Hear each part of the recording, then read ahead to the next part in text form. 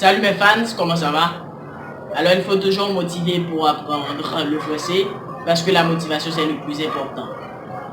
Aujourd'hui on va voir une vidéo très importante parce que je vais vous donner des conseils très utiles, très pratiques pour éviter de bloquer quand vous parlez en français.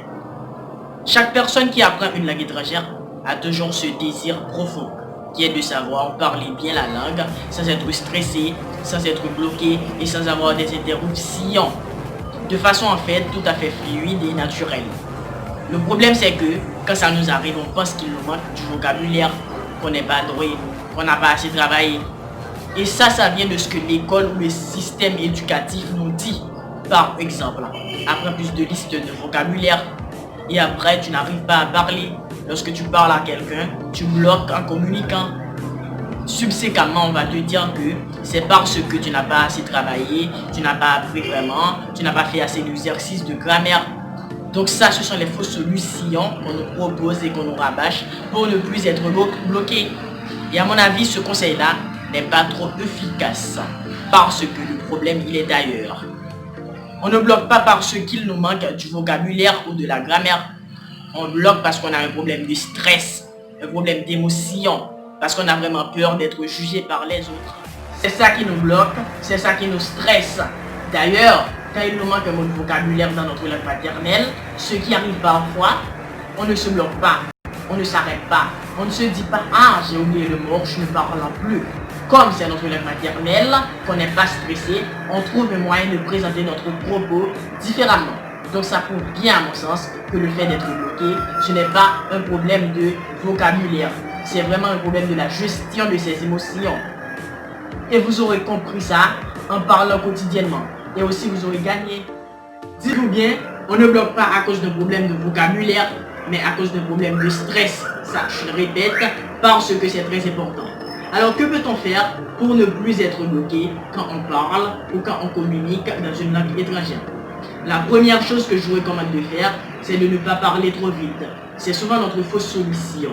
Quand on stresse et qu'on doit diffuser quelque chose dans une langue étrangère, on parle vite parce qu'on a peur du silence, du regard de l'autre et on se dit que si on parle vite, le message sera sorti et on sera tranquille. Le fait de parler trop vite, eh bien ça ne donne pas le temps à notre cerveau de se concentrer sur ce qu'on sait déjà. Le deuxième conseil, c'est de bien respirer, de bien vraiment prendre le temps de respirer. Quand vous parlez en français, ça oxygène le cerveau et ça vous permet de vous laisser le temps de réfléchir et de penser. C'est normal de penser un peu moins vite dans une langue étrangère que dans sa langue maternelle. Donc, respirez et prenez votre temps. Et troisième conseil, s'il vous manque un mot, ne vous bloquez pas.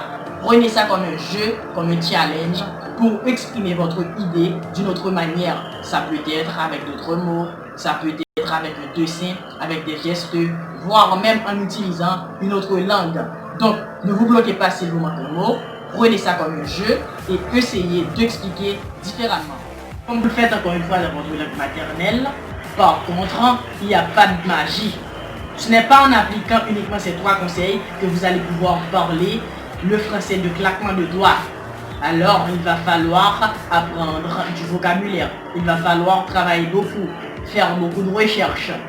Mais si vous prenez déjà conscience du fait qu'il faut gérer vos émotions en utilisant une méthode d'apprentissage naturel, eh bien vous ferez de gros progrès. Je vous conseille de travailler beaucoup en utilisant une méthode qui marche et en utilisant une méthode qui a fait ses preuves et qui vous permet à parler le français en prenant du plaisir. Déjà, merci à vous tous. Je vous aime énormément.